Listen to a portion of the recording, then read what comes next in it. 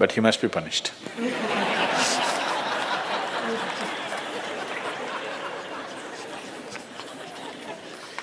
Either by you or somebody, he must be punished.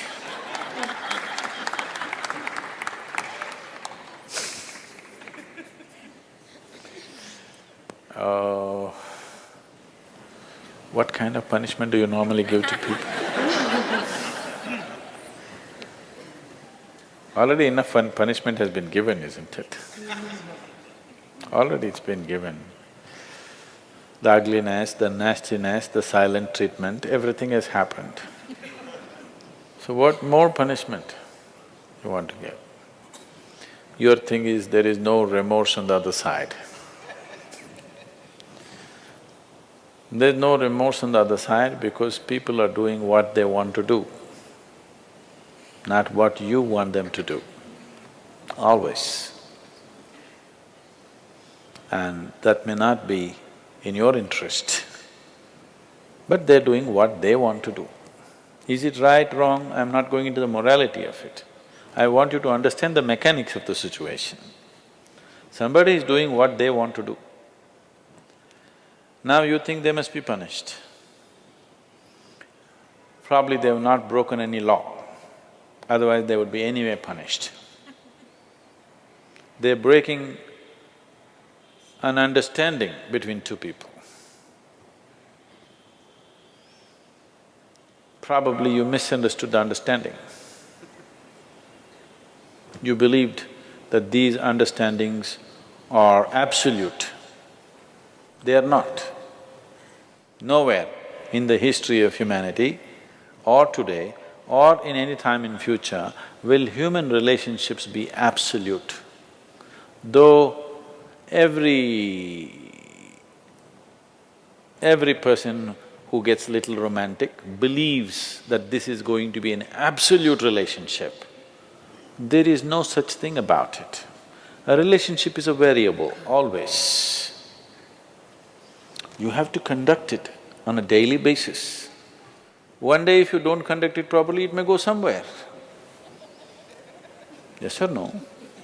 No, please look at it as it is. You have to conduct it right. So, no, I'm doing my best. Obviously somebody feels your best is not good enough for them. No, I want you to come to terms with this. This is not about… I'm not saying what they're doing is right or wrong, that's not for me to say. All I'm saying is, this is how human beings are functioning for ages and still are. I'm saying, first of all, you need to understand, relationships will never ever be absolute. There will be variables that it's juggling that you have to do. If you're juggling with fireballs, sometimes it'll spill out. Takes lot of skill and attention. Yes or no? You married, many of you. Doesn't it take a lot of skill and attention? If you don't pay any attention, you don't know what the hell is happening. It takes a lot of attention, isn't it? Someone just called me from some country in Europe and, "Sadhguru, I'm just doing housework, come and save me." Take me away to your ashram, I'm just doing housework. She's washing dishes and stuff. Well, very affluent, but has 4 children. So all the time there is something to do endlessly. And today the maid did not turn up, so you have to wash the dishes. 4 children are there, you got to wash the dishes, you got to wash everything.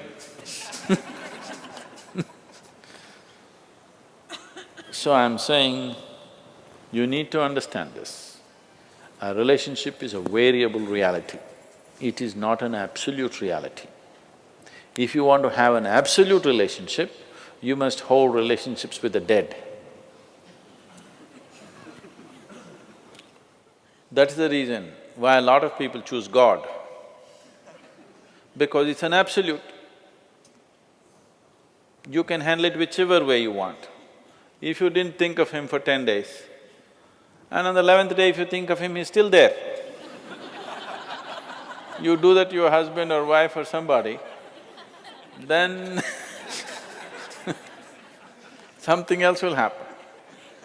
You went away, got busy, forgot about God for 3 years. Again you can think, still there. So if you want to have an absolute relationship, you must… you should not choose human beings. Human relationships are variables, needs lot of attention. So that's why some people decide in their life they don't have the time and the energy to manage such things, so they take another path where there is no such obligation. They close their eyes, they're by themselves, they don't care who is around them, what's around them. So you can't do that. I think it's best, in trying to punish somebody, you will only end up punishing yourself. They're doing what they want to do. It's best that you see what is it that you really want with your life. You don't have to react to them and do something stupid like them.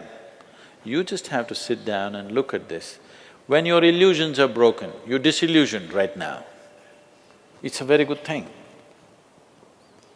If your illusions are broken, that means life is bringing you closer to reality, isn't it? So this is an opportunity for you to sit down and see, what is the nature of my life? Why is it? See, this piece of life is a complete piece of life, isn't it so? Is it half a life?